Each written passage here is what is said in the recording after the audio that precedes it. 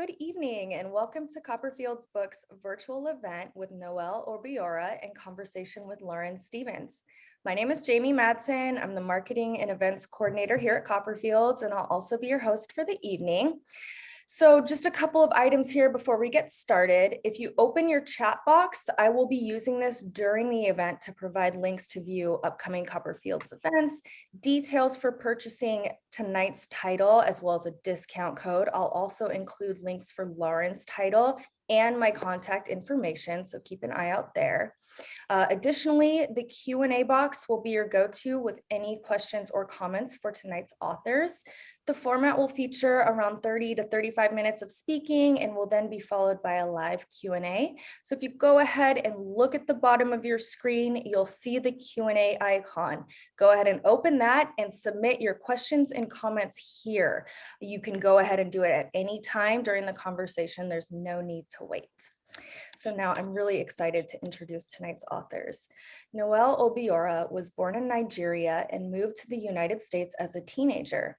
After briefly practicing law in LA, he continued his studies at King's College and the Royal Academy of Dramatic Arts. For his master's thesis at King's College and RADA, he wrote the play Dinner for the President.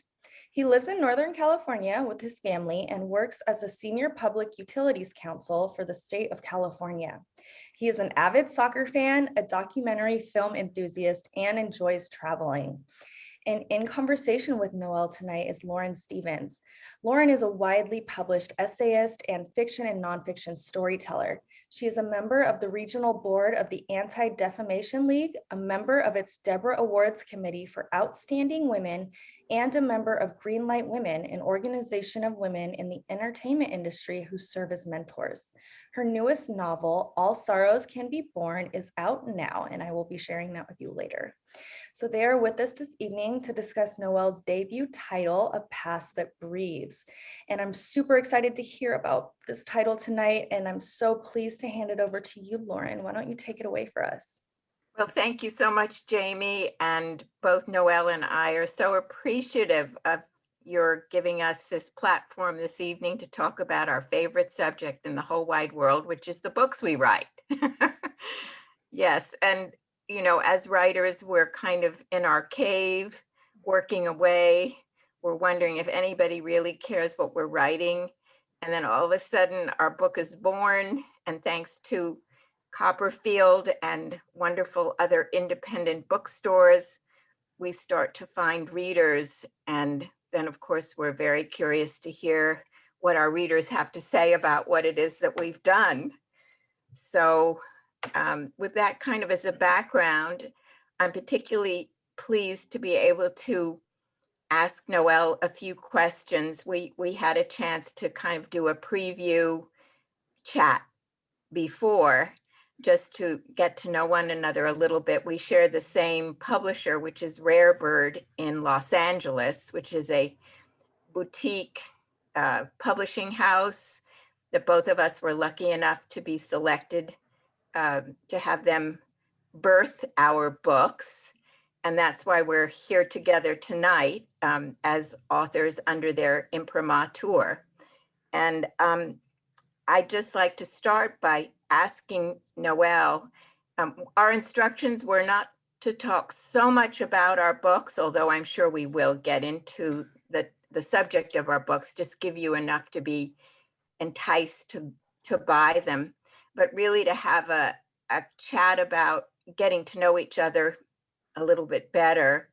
And the first question that I have to ask Noelle is, what brought you to the United States from Nigeria? Just that enormous journey that you must have taken. What inspired you to come to this country in the first place? Thank you, Lauren. I share everything you just said, especially about the independent bookstores, how they continue to give us connections to the people who read books in a physical nature, rather than just electronically. So I'm very grateful to Copperfield for making this platform available to us. I initially came to the United States just to go to school. I came for college. I just finished boarding school in Nigeria. at 17, and the next stage was to go to college. And my mom decided that I should go to college where a couple of my sisters were already here going to college, and she thought I should go to college here. So I came to Connecticut, New Haven, Connecticut, and in a state school there, and started there. Studied economics, but even while I was studying economics, I knew that I wanted to be a writer. I knew I wanted to be in the creative arts. Um, and the rest of it would have to be some way to support that creative, artistic uh, pursuit. Yeah. So you didn't go to Britain for college. That was not something in your mother's mind. She felt that coming to the United States would be more advantageous to you. Yeah, yeah. In fact, I have 6 older sisters, and What? they've yes, And you're the baby brother. and I actually have 2 brothers. So my mother had Oh, 9 children. Well, what? I'm the second to the last. Wow. Well, we need to hear about what that was like growing up in such a big family. And all 6, I think 5 of them, and my older brother had gone to college in the U.S. and went back to Nigeria. So Uh-huh. it was really none of us went to school in London. Actually, one of my sisters went to law school in London because the legal system in London and the legal system in Nigeria were similar, and Mhm. so she wanted to practice in Nigeria, and that's where she went. But it was just the practice in the family, and the systems or the education system in the US, I think, offered more flexibility in terms of um, what you wanted to study and where you were coming from and how you could change from one thing to the other. At least that's what I thought coming here, and I definitely knew I wanted to come here because I was um, very enamored by the entertainment industry in the United States, and like I said, just looking to be a writer. Mm. So, my sense would be that that was a very privileged situation to have so many children being able to come to the United States to go to college and so forth. It, Or is that common? I mean, I don't know that much about your country of origin. it is fairly, I would say it's fairly privileged. It's not something that's commonly done. Mhm. I would say it was privileged until it wasn't. You know, the situation in the country just kept going downhill, and by the time by the time I came here, it was almost untenable to do that. There had been 3 coups. The exchange rate had changed from 1 to 1 to like 20 to 1. It was just impossible to pay your school fees from the old country, and but you know, so you've had to find work. I think I tell somebody I got into the, you know, work the work industry at 18, and I haven't left since. Um, so that it was like I guess for my older sisters you could say that, but as soon as things continue to change and the economic platforms continue to change, one had to pull themselves out by the bootstraps and do the right thing. So, so you chose a very challenging path um, to go into the law. Um, as I understand it, the Nigerian law is um, patterned after the British legal system, but you chose to go to law school here, which is a very big undertaking. What motivated you to think about becoming a lawyer in the first place, and then to go to law school in the United States, which then led you to this book, which we'll talk about in a little bit? Right. Yeah, I'm glad you asked that question because in all the time I wanted to be a writer, it wasn't necessarily that I focused on wanting to write murder mysteries or legal fiction. I just wanted to write. I wanted to write my experiences. I wanted to write I, my imaginations, create those worlds that I sought and buried myself in growing up, and that just gave me the solace I needed at times when nobody, you know, it looked like nobody else could give it to me. So I wanted to do that. Then when it came time to and then when you finish undergraduate, at least for us in my time, it was becoming clear that, especially with my undergraduate degree in economics, it was becoming very clear that if you're going to do anything with it, you need more schooling. And I came to law by a process of elimination, really, by just thinking, okay, if I continue to do economics into masters and PhD or something like that, knowing that the path I really want to follow is the creative arts, I'm going to bore myself. It felt like I would bore myself to death. And I know better now that's probably not what's going to happen. But it just felt like no. And back then, most of what we knew about law was the courtroom drama and all those exciting aspects of solving crimes and representing people with very difficult situations. So that looked more exciting to me, and so I gravitated towards that. My dad was a lawyer before he died. Also, he had passed away before I came to the United States. Sorry. But I sort of knew, and he was a very respected lawyer, so I sort of knew that. I think I chose to continue in the US rather than go to England like most Nigerians would do if they were going back home, because I didn't really see law as something that was going to be permanent for me in terms of my career projection, my path.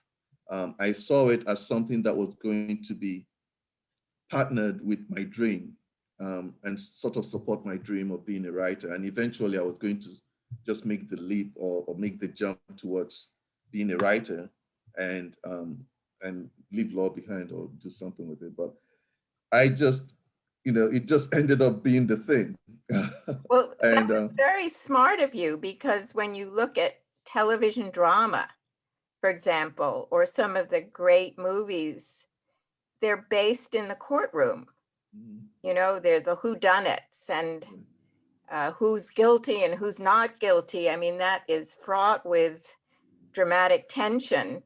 You can even think back to Kill a Mockingbird, one of the great classic American novels set in the courtroom. That was an inspiration for this book as well. Was it?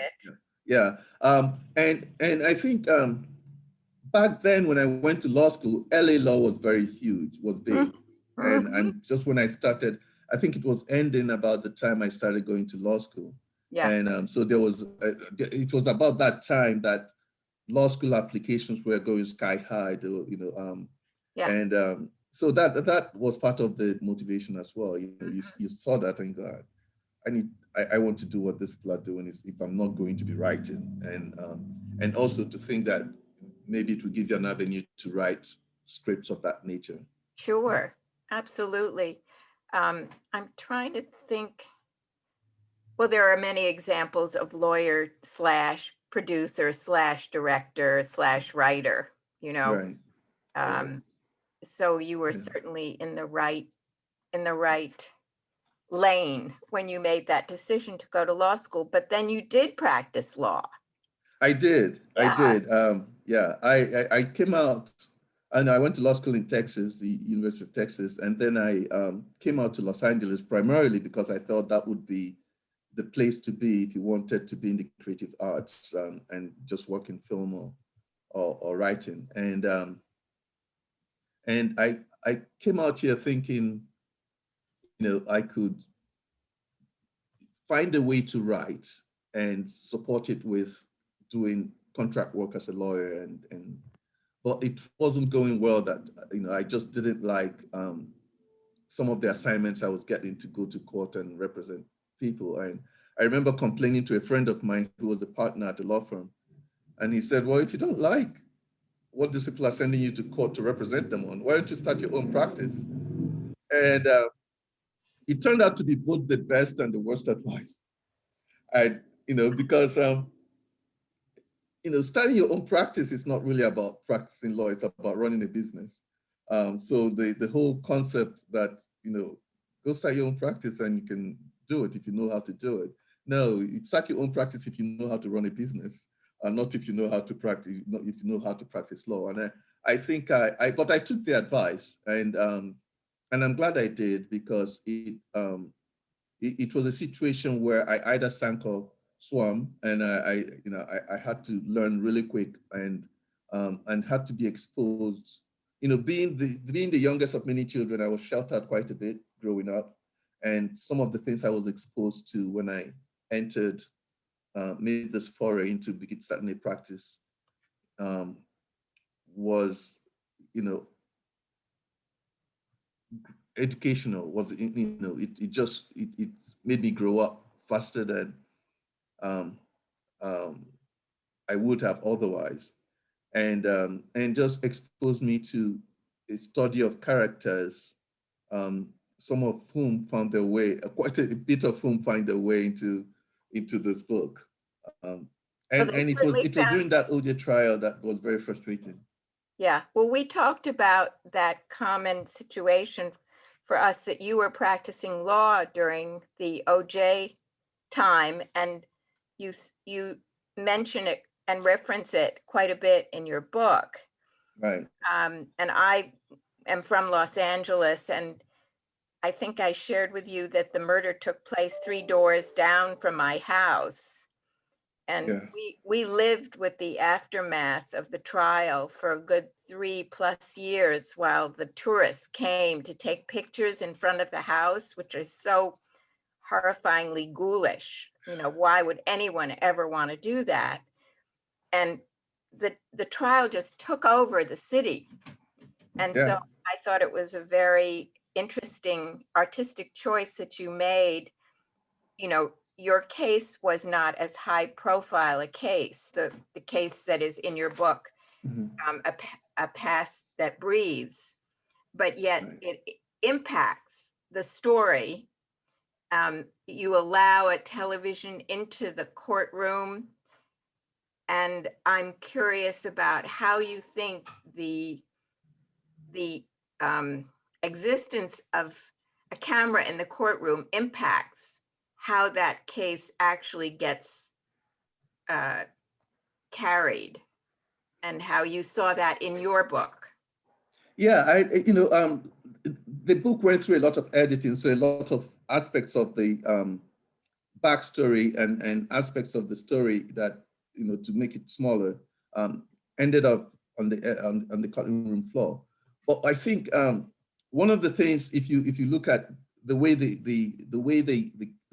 two lawyers, especially the two defense counsel, approached their case, one of the things they were worried about was how fair the courtroom, the trial is going to be, given that one, this guy is not OJ. He doesn't have the dream team. He doesn't have the money, and the same elements that were in the OJ trial in terms of who was killed, what the circumstances were, what the prior relationship were, and their racial differences are all in this case.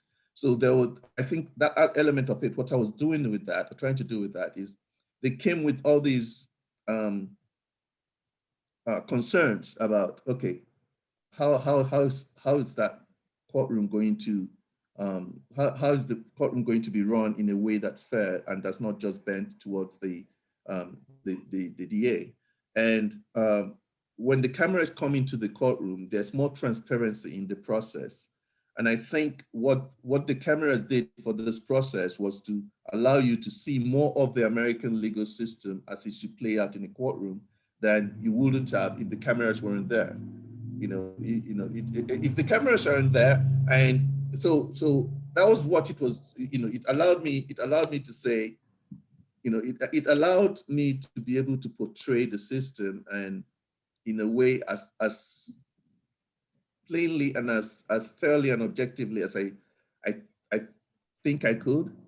Um, I thought I could, because the cameras were there, because the judge was fairly cognizant of who was watching this, how this was going on. But my experience have always been that, if you frustrate the judge, you say, counsel, you can just take me up and appeal. This is my ruling. I'm done with this case, and you're done. And a lot of times your poor client can't afford the appeal, and so you're stuck with whatever the ruling is, and you have to move forward with it. So those were some of the considerations that I was taking into. I was trying to look at when I brought the camera in. If you look at prior rulings or prior engagement, I think there was a point where a prior judge during the motion process before the trial was, was opening the courtroom, and she said, counsel is present, defendant is present, my cough is present. And she made that joke, and for her it was funny. But if there was a camera in the courtroom, she probably wouldn't have thought that was funny enough to make that joke. And that was sort of how I tried to portray that difference of how the camera brings a bit of transparency into the process. Well, I think you did a great job of showing the cross-section of the legal system and how race does play an important part in it, in terms of how people feel like, are they getting a fair trial? And that's a tough question. Right. And I guess I would ask it of you, having prosecuted or defended, were you on the defense side or the prosecution side? Always on the defense side. Okay. Yeah. So having been a defense attorney and looking back now, many years later, do you think things are better than they were, the same, or worse in terms of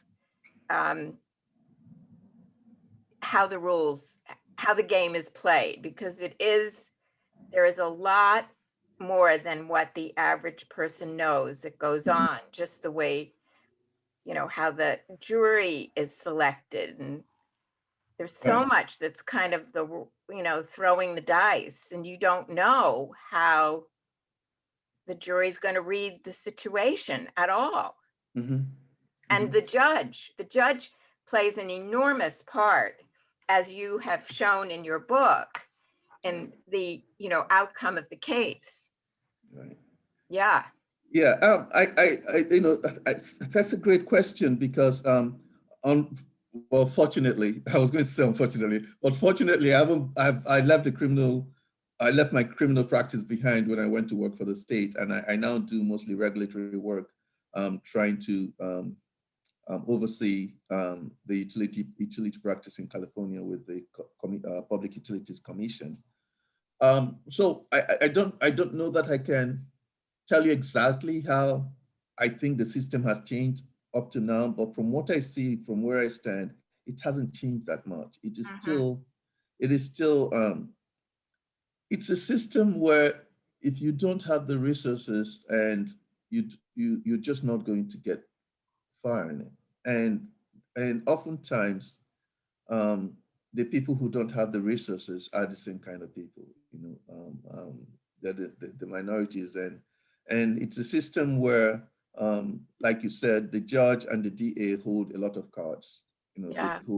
They almost hold all the aces, and I have friends who are in the, still in the criminal defense practice, and friends who work for the public defender's office, and they do their best, and they do their work very well.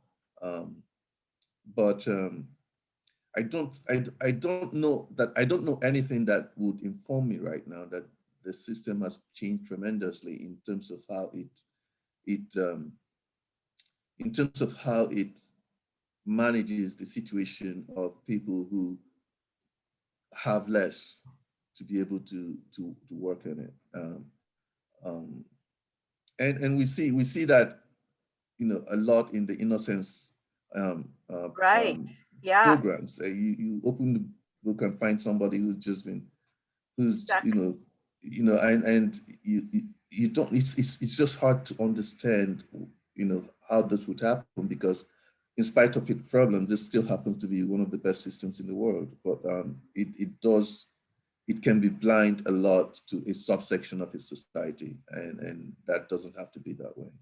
So in certain countries like South Africa, for example, where you would have a trial and it's just the judge, there's no jury.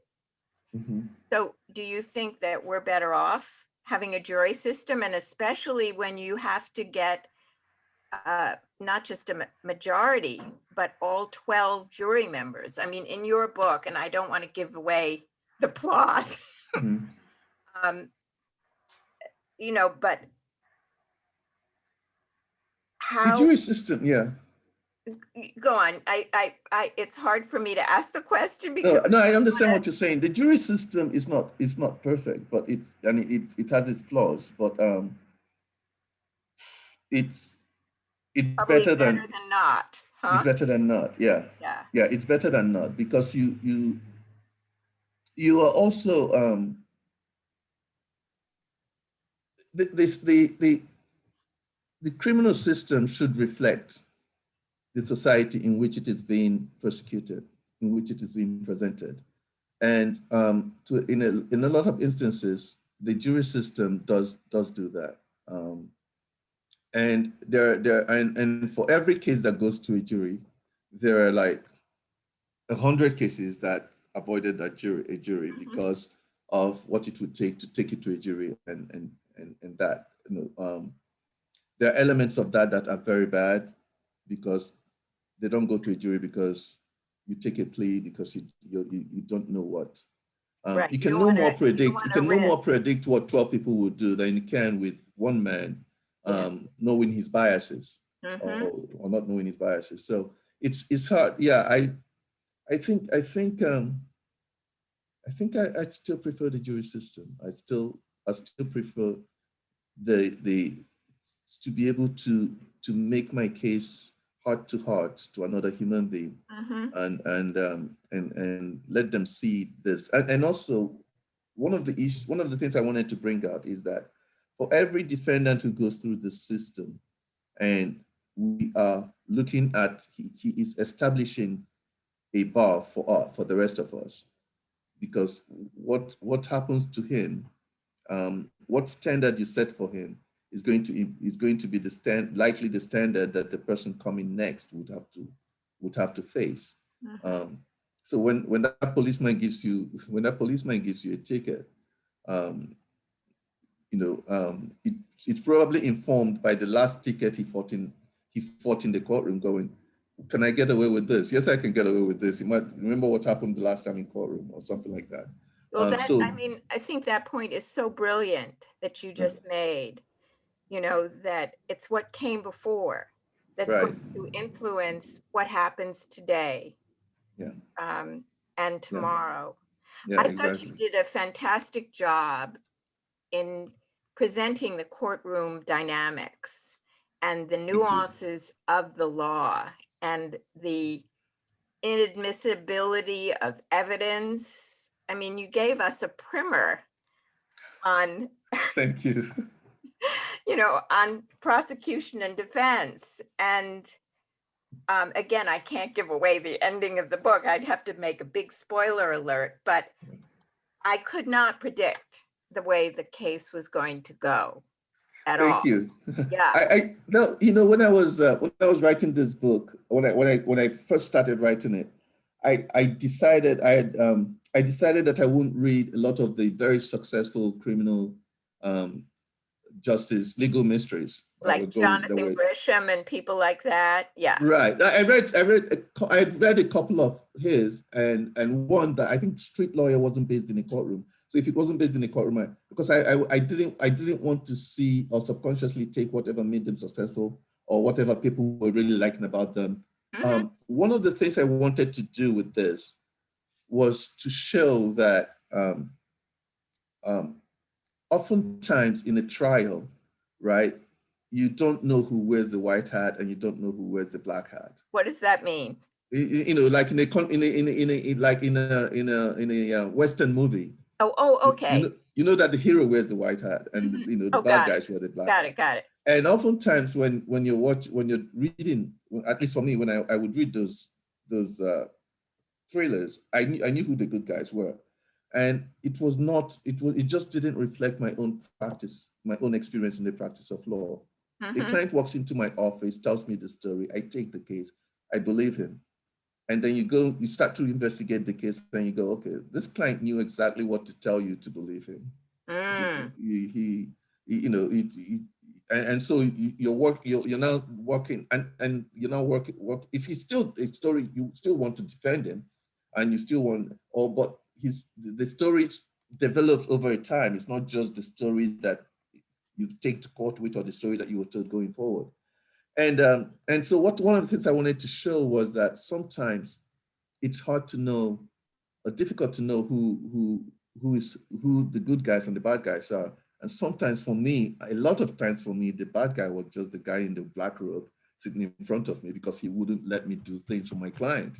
He just saw another case that he was going to move along the factory line and get on with it. Get off the docket. Exactly. And I was like, no, I know you maybe you have Microsoft versus Google coming up next, but this small guy is going to be labeled for the rest of his life. And we're just going to talk about it or go to the appeal court with it. And so, yeah, so one of the things I wanted to do was show those things you were pointing out, show how one ruling could change everything, show how the stress of the young lawyers coming into the courtroom, which has nothing to do with the facts of the case, could actually make the case worse. Because are they prepared? Have they spent so much time worrying about things that are happening in their life that they didn't do what they were supposed to do when they got into the courtroom? And so each of those motions, each of those interactions in courtroom was really important to me. And that was what I wanted to portray. And I was really happy to get that response from a lot of people. There was there's a retired judge who reviewed it, and I wouldn't say which review it was, but he also pointed that out. How the courtroom scenes really captured from his perspective too. Yeah. Now let me ask you a question. Your Amy, who is the she works for the DA. She's a young attorney, and this is a big case for her.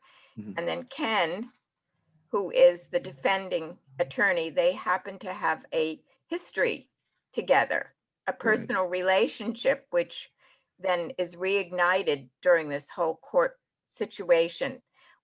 Is that allowable? I mean, I know they disclose their relationships to whoever needs to know it. I don't know. I don't recall if they told the judge. I don't recall. No, they didn't tell the judge. No, but no, they told the client.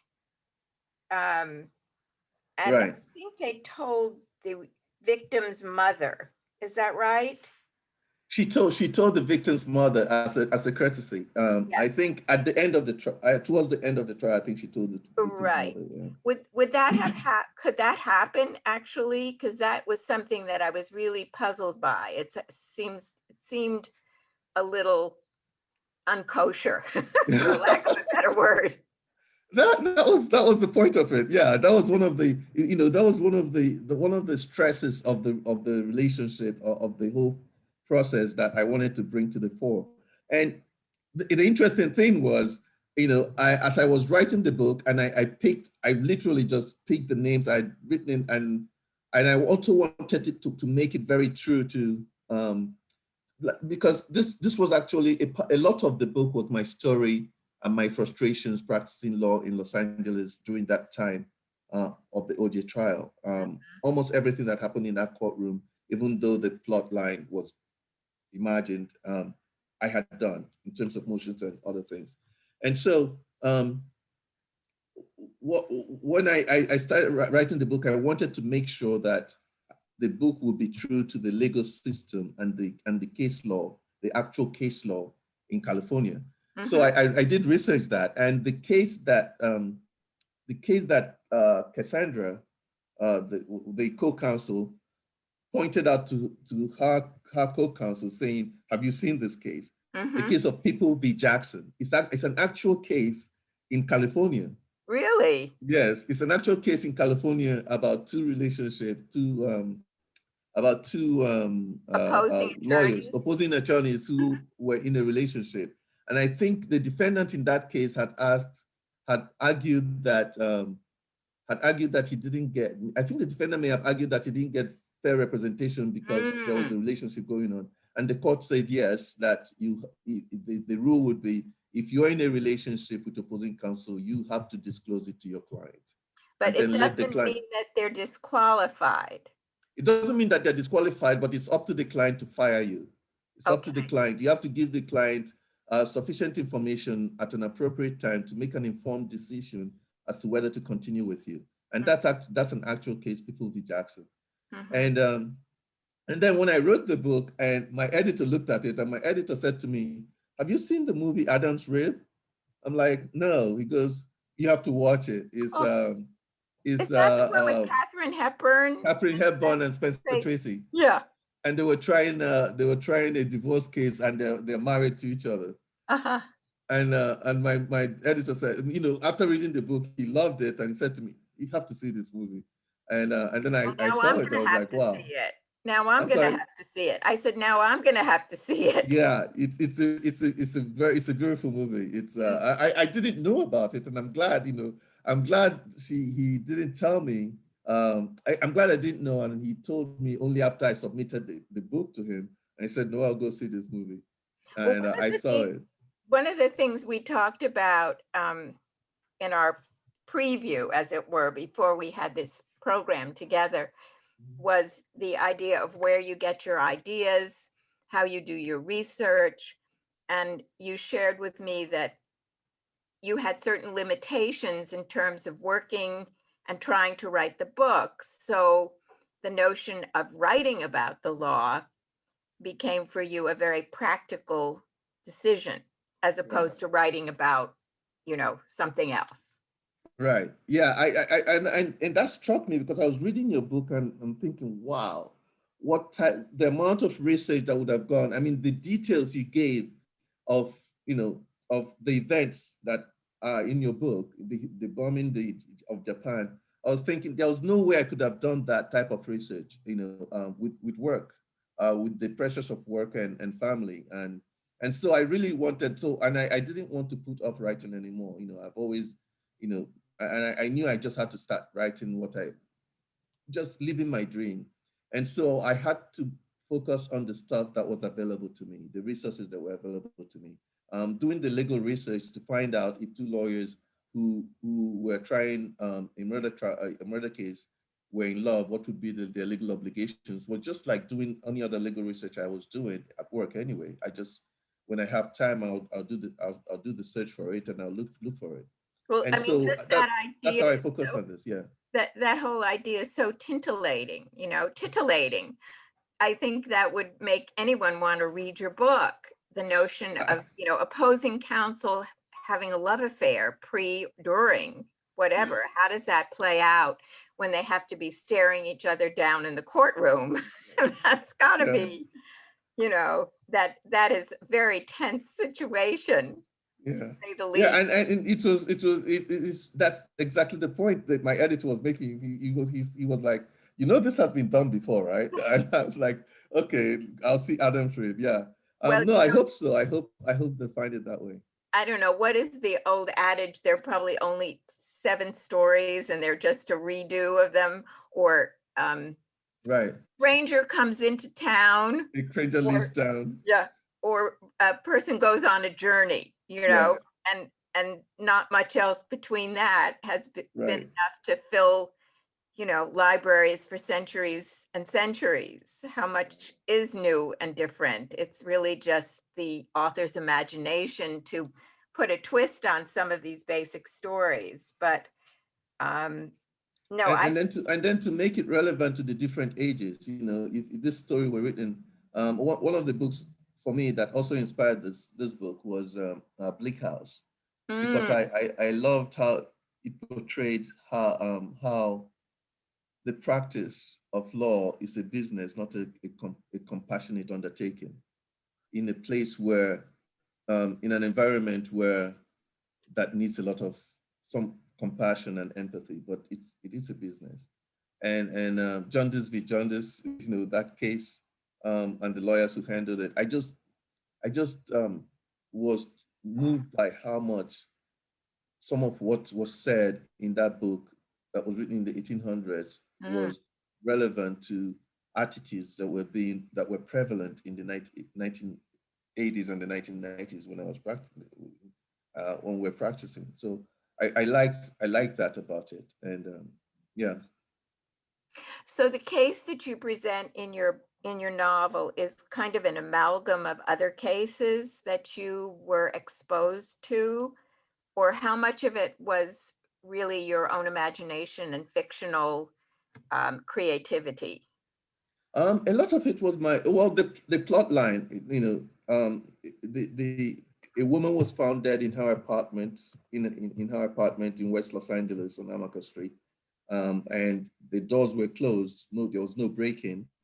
And so the question was, whoever did it, how'd they get in? Why is this situation there? So that murder mystery was just completely fictional. Mm-hmm. And then trying to solve it and bring it to trial was also fictional, except that some of the tactical moves, some of the elements of the case that went into it were actually things that happened in my other cases. I just brought those elements into this trial and used them for this trial, without giving out so much of it anyway. The question of the contract, the Mm-hmm. contract. Oh yeah, that was great. Yeah, that was actually an actual case I had. That was an actual case I had that there was a contract involved, and I just happened to find it. So you're for people who haven't read the book, you're referring to the contract between our woman victim, the woman who's murdered, and right. the recording company of the music, or right. or the recording company, yeah, or music, yeah. And I had a situation like that when such a contract existed, and they were trying to hide it from me, and I managed to find it, and so I brought that into this case, and the situations around some of the motions, were quite, and then the cases around, there was a letter that was found, and whether to open it, what are the cases? Yes. Those were actual cases I researched and had to find, because I wanted to make them true to what the actual case law was. So a lot of those things were things I brought from even some of the rulings that were made in open court were things I brought from my practice.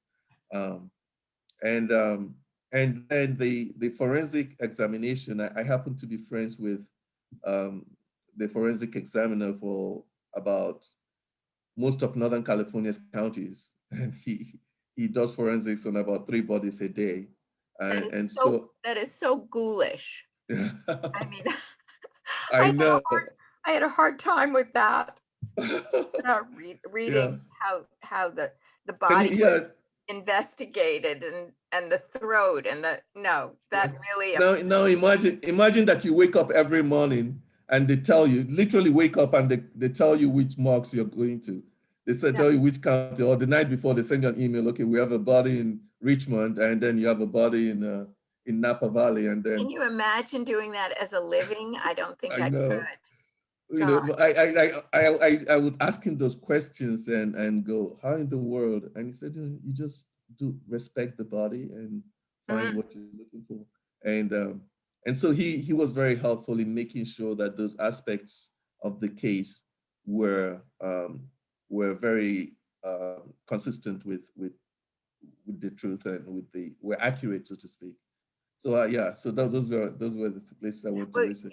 Someone once told me, when you're writing a novel, you have to make the factual parts of it so excellent and so real and so correct. Otherwise, your reader won't believe anything in your book.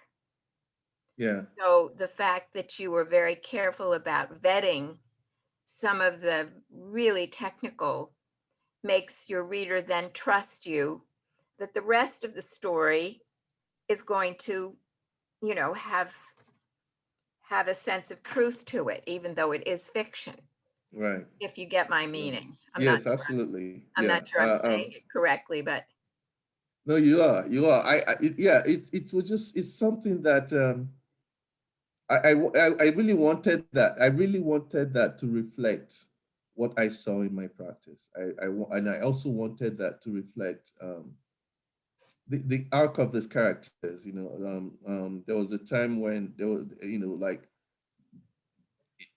at some point because they had known each other in college, and then they're trying to rekindle this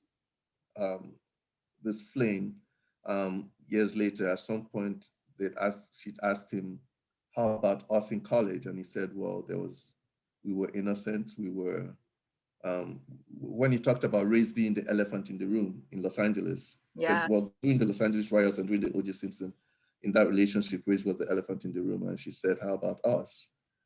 Isn't race the elephant in the room? He said, we were young, we were innocent, we were adolescents before we even thought about race. And so he was just telling you how they grew to know each other without the elephant in the room. And in that respect, made a connection that was purer, more innocent, more objective by their own. And then they come into this mature world where, they should know better. And the question then becomes, with everything that you're seeing, with everything that you should know better, should you really be going into this relationship? And with the tensions of the trial as well being thrown into it. And then there was the murder mystery, which I really enjoyed trying to solve, being a fan of Agatha Christie as well, trying to, not quite being Inspector Perrier, but trying to get it from that point to was really something I wanted to do, and I'm glad that it held people to the end where they didn't know the answer. No. You had a lot of plot twists, which are surprising, and that's what readers want. They don't want to feel like, oh, I know how this story is going to end. Otherwise, why bother reading it? Do you know what I mean? You want to feel that there's a mystery here that needs to be solved. And I think that you did that, and you did a really great job. But the other thing I wanted to say was, again, the evidentiary material and what was allowable in the court. And I found, for example, the letter and the technicality of is that letter allowed into the courtroom, which of course then gives us a whole perspective on the defendant that we might not otherwise have known, a glimpse into his heart and what motivated him to, do what he did. Yeah. Yeah. I think you did a great job. Thank you. Yeah, I mean, I like how the characters. I also wanted to show how the characters mirrored the lawyers. The defendant mirroring the lawyer, and the victim mirroring the prosecutor. Yeah. And the racial mix of the two of them. And then pretty much trying to, and I like how he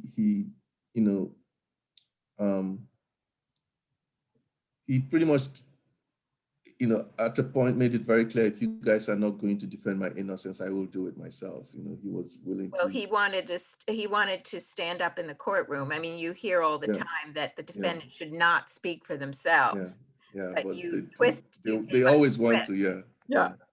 So asking you the typical chestnut question, what's next for you?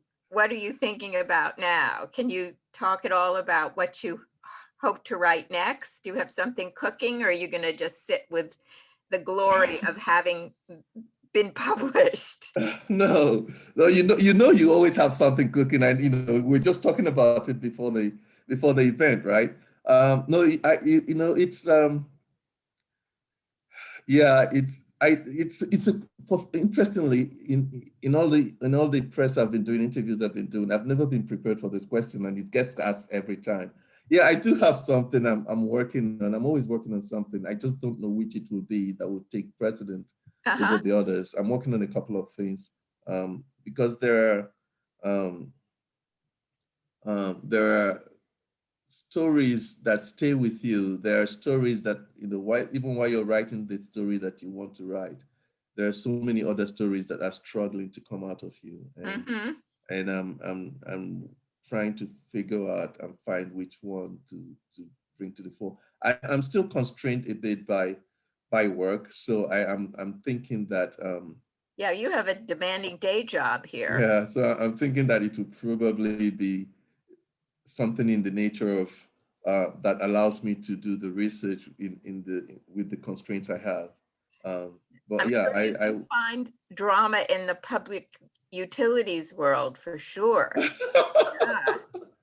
Yeah, well, you'd be surprised with all the Yeah. fires happening. No, I'm serious. I agree. I totally agree. Yeah. With all the things happening, and also with climate change and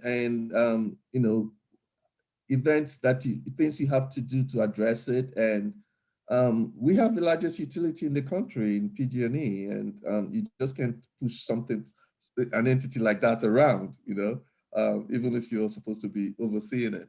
So yeah, so I'm sure there is something there. I just don't know that that's what I want to write right Yeah, now. I was going to say it may not, excuse the pun, it may not spark your your imagination, but certainly it's fraught with potential, if you did choose to go in that direction. The other thing I wanted to say is just the notion of growing up in a huge family in Nigeria with a father as an attorney, and it sounds like your mother is a pretty powerful person. I bet you could write a fabulous memoir if you so Right. choose. Yeah, for a fictional writer, for most fictional writers, we are usually running away from reality in seeking fiction. Yeah, but it So I always think, comes back, and yeah, the character you have in your book, as we talked once before, is a bit of an avatar of you. you can't escape that completely, I No, suppose. no. So, I mean, Yeah. for myself, as my day job, I'm a ghostwriter, and I'm a big proponent of memoir. So I'm just throwing it out there, Noelle, in case. No, we should talk some more about it. I definitely know where to reach you, so Yeah, I'll definitely be in case talking to you some more you about are so inclined, I would push you in the direction of, writing a memoir, especially now.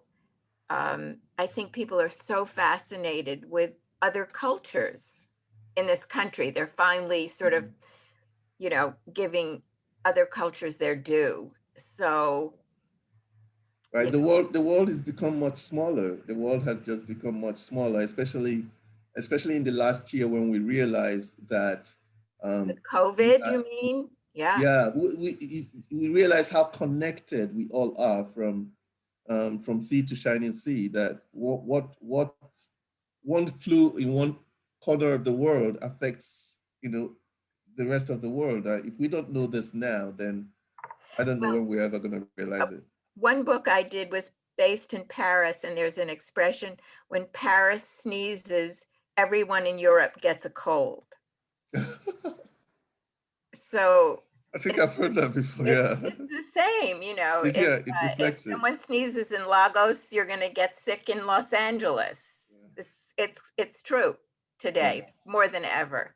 So I see that we have Jamie back on board. Do you want Yes. to just share with us a few questions that might have come up? I would love to share just a few comments. Listening to you guys has been magical, really. It's really awesome hearing about your background, Noelle, and hearing about the story, which sounds fantastic. I just wanted to bring up an anonymous attendee that I really enjoyed this webinar. I am so proud of you, Noelle. Oh, We've received many comments thanking both of you. And we also have a comment from, I think it's Catrelia. She says, no questions, but a statement as a former client. Obiora taught me that he is a master writer in the art and science of law and creativity. He uses his skill set without filing court documents. So I believe creative writing is a better career choice than that of a defense lawyer. Now I know I should have studied law as well. One develops above average critical thinking skills. Critical thinking could have saved me time and financial losses. I am still learning, a former client. oh, Very sweet. Thank you. how lovely to have that as a shout out. Yeah, Thank yeah. you.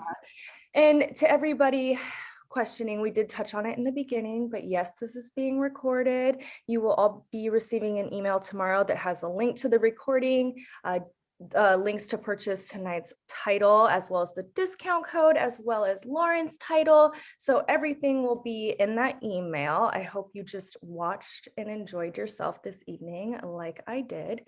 And with that, do one of you want to take us out? No, I want to really say thank you, Lauren. I read your book. I've been enjoying it, and I hope to continue talking to you some more. And thank you, Jamie, and Copperfield Books. Like I said, I still I hope the independent bookstores continue to give us that opportunity to walk into a bookstore and experience the feeling of thumbing through several books, not just the one we ordered online to get to our house. And yeah, I appreciate this platform. Thank you. Awesome. And hopefully we'll get you both back in person next time, the memoir or Lauren, one of you, hopefully soon. So we'll count on that, and wishing you both the best of luck. And to everyone else, have a great evening. We'll see you soon. Thank you so much. Bye, Noelle. You know where to Bye. find me.